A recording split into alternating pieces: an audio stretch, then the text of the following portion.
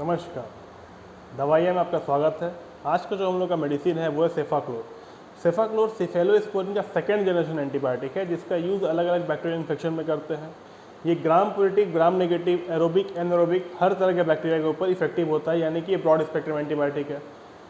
अगर इसके mechanism of action को देखें तो ये क्या करता है, बैक्टीरिया के सेल वॉल सिंथेसिस को इनहिबिट करता है। कैसे करता है? बैक्टीरिया में एक पेनिसिलिन बाइंडिंग प्रोटीन होता है, ये जाके उसके ऊपर बाइंड करता है, जिसकी वजह से वो अपना काम नहीं कर पाता है। जब वो काम नहीं कर पाता है तो बैक्टीरिया के अंदर पेप्टाइडोग्लाइकॉन का सिंथेसिस नहीं हो पाता है। पेप्टाइडोग्लाइकॉन सबसे इंपॉर्टेंट पार्ट होता है किसी भी सेल वॉल को बनाने के लिए। तो जाके ये सेल वॉल के ऊपर बाइंड नहीं होता, जिससे नया सेल वॉल बन नहीं पाता या सेल वॉल रिपेयर नहीं हो पाता है। जब ऐसा होता है तो सेल वॉल कमजोर हो जाता है और धीरे धीरे बैक्टीरिया मर जाता है।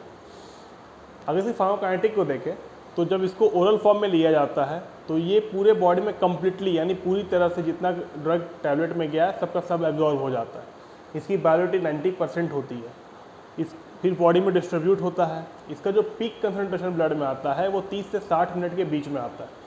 इसकी एलिमिनेशन हाफ लाइफ 0.6 से लेकर 0.9 आवर के बीच की होती है, यानी कि 0.6 से 0.9 घंटे के बीच का होता है।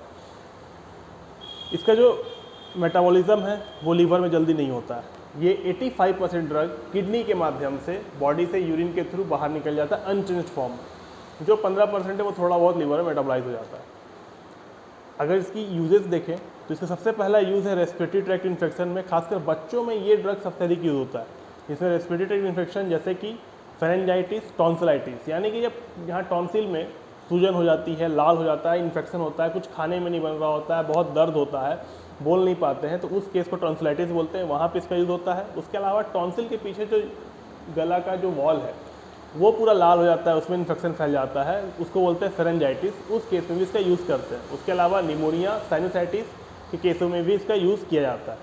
इसके अलावा इसको मिडिल ईयर इन्फेक्शन, जिसको ओटाइटिस मीडिया भी कहा जाता है, उस इन्फेक्शन को ट्रीट करने के लिए ईयर ड्रॉप में यूज़ करते हैं।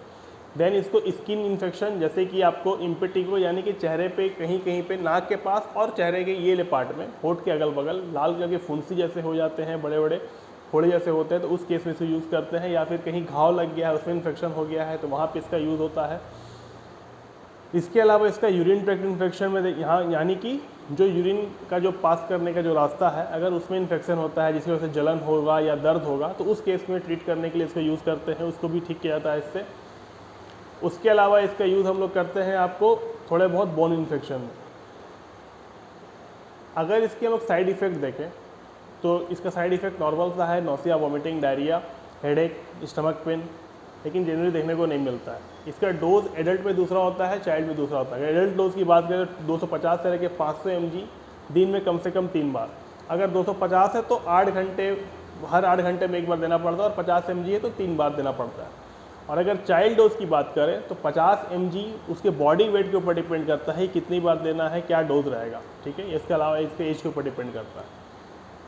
अगर इसके ड्रग इंटरेक्शन की बात करें तो ये जनरली 4-5 तरह के दवाइयाँ हैं जिनके साथ इंटरेक्ट करता है, यानी कि आपको उनके साथ इसको नहीं लेना चाहिए। जैसे पहला है आपको प्रोबेनासिड। प्रोबेनासिड के साथ अगर लिया जाएगा इसको तो इसकी खुद की एक्टिविटी बहुत बढ़ जाएगी और ये अपना थेरेपेटिक इफेक्ट दिखाने की जगह पर टॉक्सिक इफेक्ट दिखाने लगेगा। उसके अलावा इसको अमीनोग्लाइकोसाइड्स के साथ लिया जाएगा तो किडनी डैमेज होने का खतरा बढ़ सकता है। अगर ओरल कॉन्ट्रासेप्टिव से इसको लिया जाएगा तो ओरल कॉन्ट्रासेप्टिव फेल कर जाता है। और अगर इसको आप लेते हैं वारफरिन यानी कि एंटीकोगुलेंट के साथ तो ब्लीडिंग का खतरा बढ़ जाता है। प्रेगनेंसी में ये बहुत ज़्यादा सेफ़ है, इसको प्रेगनेंसी में यूज़ किया जा सकता है, लेकिन हमेशा डॉक्टर के कंसीडर के साथ, परमिशन के साथ इसे यूज़ कीजिए, अपने मन से इसका उपयोग नहीं कीजिए। उम्मीद है कि आपको ये वीडियो पसंद आया होगा।